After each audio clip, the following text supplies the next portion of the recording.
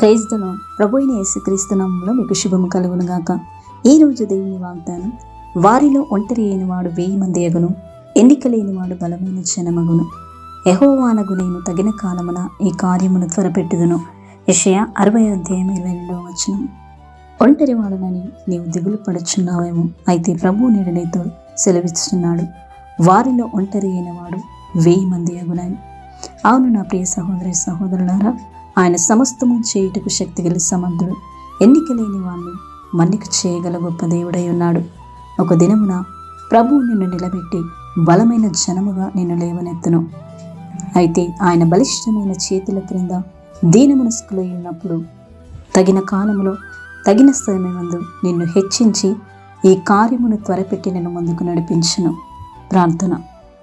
కృపా కనికరం కలిగిన గొప్ప తండ్రి, మహోన్నతమైన దేవ, నీ ఘనమైన ఉన్నతమైన నామాన్ని బట్టి నీకు స్తోత్రములు చెల్లిస్తున్నాం.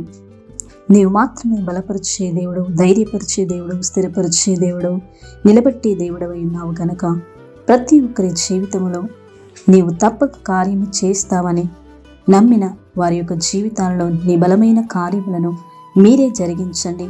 నీ నామముకి మహిమ, ఘనత, ప్రభావములు తెచ్చుకొనమని యేసు నామములో ప్రార్థించి అడిగి వేడుకుంటున్నాము తండ్రి. ఆమేన్.